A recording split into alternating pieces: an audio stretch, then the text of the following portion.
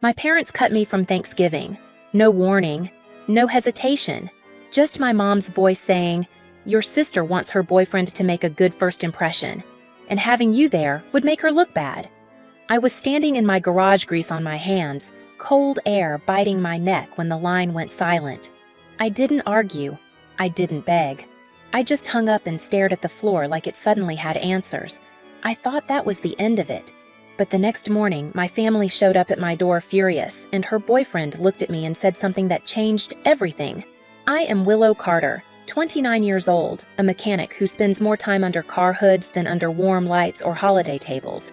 People say I look softer than my job suggests long hair. I keep tied-back eyes that give away more than I want, and a face that somehow stays feminine even when there's engine grease on my cheek. But none of that has ever mattered to my family. To them, I've always been the one who fixes things, not the one who belongs. I grew up in a house where appearances meant everything. My mom curated our family the way some people curate online profiles: perfect smiles, perfect outfits, perfect stories. And standing next to my little sister Ava, the family's golden brand ambassador, I was always the background character. Ava shined, Ava dazzled. Ava walked into a room like she expected applause, and she usually got it. Dad played along. To him, a daughter with soft curls and a PR job was something to brag about. A daughter who changed brake pads and rebuilt old engines useful, he'd say. Not gifted, not talented, just handy. I didn't fight it. I learned early that challenging the Carter family narrative only made things worse. So I stayed quiet, strong, the one who handled it. When the sink leaked, I fixed it. When Ava dented her car, I drove across town at midnight. When my parents forgot to pay certain bills, I stepped in before penalties hit. I poured so much into them that I barely noticed how empty I'd gotten. My garage in Boulder became the only place that felt like mine. The concrete floors, the scent of oil, the rumble of an engine catching its breath. Those things made sense in a way my family never did. Machines didn't get embarrassed by me. They didn't compare me to Ava. They didn't ask me to make myself smaller. So when Mom uninvited me from Thanksgiving, it wasn't a surprise. It still hurt, a deep, pulsing hurt I didn't want to admit, but it wasn't new. She used the same soft, polished tone she always used when she was about to say something cruel. "Your sister wants her boyfriend to have the perfect first impression," she'd said. "She thinks having you there might complicate things." I stared at my phone for a long time after I hung up. The shop lights buzzed above me, flickering over the hood of a truck I'd been fixing for Mr. Bennett. Outside, the wind swept sharp against the doors, carrying winter with it. It felt strange realizing my own family could cut me out of a holiday that was supposed to be about gratitude. But something inside me shifted. Not anger, not yet. More like a quiet clicking into place, the way a bolt finally tightens after years of being loose. A clarity. I cleaned my tools. I locked the garage. I went home alone. And for the first time in my life, I wondered what it would look like to build something that didn't include them at all. The next morning, someone pounded on my door hard enough to rattle the frame. I was still half asleep, hair loose around my shoulders, when I opened it and found my entire family on my porch. My mom, dad, Ava, and the boyfriend she'd apparently been preparing the world for. Their faces were red from the cold and from anger, mostly anger. Mom didn't even say hello. "Why did you tell people you weren't invited?" Her voice sliced through the air like it had every right to. "I didn't tell anyone," I said. "You must have," she snapped. "Your grandmother called us asking what happened. Do you know how humiliated we were?" Humiliated? The same word she'd used about me, possibly ruining Ava's perfect first impression. Dad stepped in next, shaking his head like I was some problem he thought he already solved years ago. "You always twist things, Willow, always making us look like the bad guys." Ava crossed her arms, wrapped in a cream-colored coat that looked like it had never known dirt. She eyed me from head to toe as if my loose t-shirt and pajama pants were personally offending her. "It's honestly unbelievable that you're doing this right now," she said. "You know how much pressure I'm under." Pressure? I almost laughed. But then Ava's boyfriend stepped forward, hands tucked in his pockets, quiet, watching. Logan Hayes, tall, clean-cut. The kind of guy Ava would practice smiles for in the mirror. He didn't look furious like the others. He looked confused. Mom went on, "You should have just accepted that Ava's trying to build a certain image. Her career depends on it. You showing up in work boots and smelling like engine oil Dad cut in. It's not wrong to ask you to stay home 1 year," Ava added. "It's literally not a big deal. I let them talk. Let them pile their logic, their excuses, their entitlement on top of one another like bricks. My silence only made them louder. Finally, Mom asked, 'Do you have anything to say for yourself?' Before I could answer, Logan spoke. 'Hold on,' he said slowly, looking at me again. 'Wait, Willow Carter.'" The porch went still. Ava blinked hard. "What are you doing?" she whispered sharply to him, but Logan didn't look her way. He stepped closer. "You're the Willow Carter who restored that 72 Charger. The one people couldn't stop posting about on the forums. My breath caught, not because he recognized me, but because my family didn't. They didn't even know the work I was proudest of." Ava's jaw dropped. "What?" "No, she just fixes cars." Logan shook his head. "No, she builds them, restores them. I've followed her work for months." Dad scoffed. "You're joking." Mom frowned, thrown off balance. Ava flushed crimson, the kind of red that spreads from the neck up when the ground shifts under you. Logan's gaze was steady, almost impressed. "Your craftsmanship is incredible." And just like that, the family hierarchy cracked Ava's perfect image, wobbling Mom's script, slipping Dad's certainty, collapsing. For the first time, someone in their world was looking at me, not as a tool, not as an embarrassment, but as someone who mattered. And they hated it. For a moment, no one spoke. The cold air clung to us, and even the snow seemed to fall slower. My family stood frozen, blindsided by something they had never prepared for, someone seeing value in me they never acknowledged. Mom recovered first. She stepped in front of Logan with a stiff smile. "Well, that's all very nice, but it doesn't change anything. We came because we need to talk about responsibilities." Responsibilities! That word had been chained to my ankles my whole life. Dad cleared his throat. "The roof is leaking again. We need you to take a look today." Ava followed instantly. "And I need money. Decorations for a holiday event. You know how important it is. Can you transfer it by this weekend?" I stared at her. "You're asking me for money after uninviting me." She rolled her eyes like I'd just said something dramatic. "Don't be silly. This is separate. I can't have a bad-looking event. It reflects on my work." Mom nodded sharply. "Family helps family. Or have you forgotten that I almost laughed? The irony hit so hard it made my throat tighten. They didn't come to apologize. They came to collect." Logan's eyes shifted slowly between them and me. "You're serious?" he asked quietly. "After everything you just said to her," Dad barked, "this is none of your concern." But Logan didn't back down. He studied me with a kind of clarity I wasn't used to. "Is this normal for them?" I didn't answer. I didn't need to. Ava threw her hands up. "Can we focus, Willow? I really need the money. And the roof thing, Dad already told everyone you'd handle it.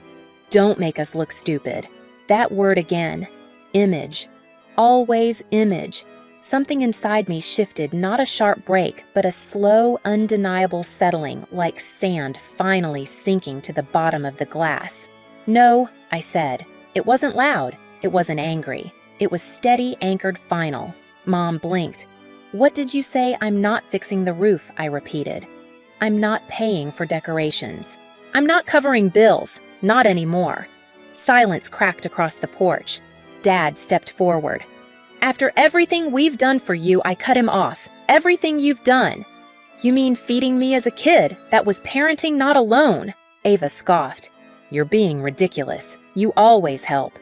"Not anymore," I said again, the words landing heavier this time. Mom's voice rose. "We raised you." "And I'm grateful," I replied calmly. "But you don't get to use that as a lifetime contract." The wind whistled between us, carrying their shock back toward me like cold breath. Logan exhaled slowly, almost relieved someone finally said it. "Good for you," he murmured, just loud enough for them to hear. Ava's face twisted. "Why are you taking her side?" He looked at her evenly. "Because she isn't wrong." The balance shifted again, this time faster, harsher. Mom's cheeks flushed. Dad's fists clenched. Ava's eyes brimmed with a fury I'd never seen before. "You'll regret this," Dad snapped. But I didn't feel fear. I felt something else, something quiet and powerful rising inside me. Boundaries. For the first time. "Leave," I said. They didn't move at first. Then Logan stepped back, not toward them, but toward me. It broke whatever hold they thought they still had. They left in a storm of indignation and slammed car doors, snow swirling in their wake. I watched them drive off, my breath steady, my heart strangely calm. And I knew a line had been drawn, a line that couldn't be erased. Snow had already piled against the garage doors by the time Christmas Eve arrived. Inside, the heaters hummed, the string lights cast a warm amber glow across the concrete, and laughter filled the space in a way I had never heard in my childhood home. Mr. Bennett told stories about mail routes in winter storms. The teens from the shelter teased each other over burned rolls. Little Lily ran between tables with a cookie shaped like a lopsided star. Tasha hugged me so tightly at one point I had to laugh to loosen her arms. It wasn't fancy, it wasn't curated, but it was real. And for the first time in my life, I felt like I belonged somewhere. I was reaching for more cider when the garage door rattled so violently it made everyone jump. Before I could move, the doors flew open and Winter slammed into us along with 3 voices I knew too well. Mom, Dad, Ava. Their faces were red from cold and from something else, rage that had been simmering long enough to boil over. Mom pointed at me like I'd committed a crime. "You humiliated us." Her voice echoed off the metal rafters. "Do you know what your relatives said after you abandoned Thanksgiving? After you told them lies about us?" I felt every pair of eyes inside the garage turn toward them. Dad stepped forward, jabbing a finger at me. "You think you're better than us now. Now that you have your little garage and your followers." Ava shoved past them, mascara streaking down her cheeks. "Logan left," she said, voice cracking. "He walked out on Christmas. He said he needed space from my family and from me." She glared at me like she wanted to tear the air apart. "This is your fault." A low murmur ran through the room. The teens stared. Tasha reached for Lily protectively. Mr. Bennett slowly stood, cane in hand. "I didn't make him leave," I said quietly. Ava's voice shot to a shriek. "You took him from me." Logan's voice came from behind them. He stepped into view at the doorway, snow dusted across his coat. "No," he said firmly. "She didn't." Ava spun toward him. "Why are you here?" He looked at her with a steadiness that made my stomach drop. "Because I wanted to be someplace genuine tonight. Your sister built something here. And you?" His voice thinned, "never appreciated who she is." Mom gasped like he'd slapped her. "Excuse me." Logan ignored her. He looked straight at me. "I'm sorry you've lived with this dynamic for so long." Silence pressed against the walls. Dad scoffed. "This is ridiculous. We're her family, not you." Logan didn't flinch. "Family doesn't treat her like a utility." Ava snapped. "You're choosing her?" He shook his head. "I'm choosing decency." The room held its breath. Mom's voice rose again. "Willow, tell him he's wrong. Tell him you didn't pay our bills, fix our house, carry this family. Tell him we didn't rely on you." I stepped behind the workbench, pulled open a drawer, and took out the brown envelope I'd prepared weeks earlier, long before I admitted why. I held it out. "These are the payments I said. Everything I've covered for you over the years." Dad snatched it with a triumphant sneer until he unfolded the papers and his expression shifted. Insurance, repairs, fees, emergency fixes, every dollar, every forgotten favor. Mom's face drained of color. Ava's lips trembled. "You kept track," Mom whispered. "No," I said. "I kept boundaries. You just never noticed them until now." A heavy silence spread. "You're unbelievable," Dad said, voice shaking. "We raised you. We fed you. You owe us respect." "No," I said calmly. "I owe you honesty. And here it is. I'm done." Ava's scream tore through the air. "You ruined everything." Logan stepped between her and me. "Stop blaming her for your behavior." Mom lunged forward, reaching for the papers like she could erase them. "No one will believe this. No one will believe you." I gestured around the room. "They already do." Every face in the garage watched her not with hostility, but with truth, with clarity, with disappointment. Dad's voice broke. "You'll regret this, Willow." I shook my head. "No, I regret letting it go on this long." Ava stared at Logan, desperation cracking in her voice. "Please, come home. This isn't who we are." Logan looked at her with a sadness that felt final. "It's exactly who you've always been." "I just didn't see it." Tears streaked down Ava's face. "So you're choosing her garage over me?" "I'm choosing a place where people treat each other with respect," he said. Mom stepped back, chest heaving. Dad muttered curses under his breath. All three looked smaller than I'd ever seen them. Exposed. Deflated. No audience left to impress. I opened the garage door wider and stepped aside. "Leave," I said. For the first time in my life, they listened. Snow swallowed their footsteps as they walked back into the night, their silhouettes fading until the storm carried them away. Logan turned to me. "You okay?" I nodded because something inside me had finally settled. Not anger, not triumph, just peace. I walked back into the warmth of the garage where my chosen family waited quietly, patiently, lovingly. "Let's eat," I said, and the room exhaled as one. The storm outside lasted through the night, but inside the garage something shifted, like the air finally understood I wasn't carrying the weight of two families anymore. After my parents left, people slowly returned to their plates, their conversations, their laughter. It wasn't forced, it wasn't awkward. It was gentle the way a wound starts to close. Logan stayed for a bit, helping Mr. Bennett to his car and packing leftovers for the teens. When he finally said goodnight, he pressed a hand to my shoulder, not lingering, just honest.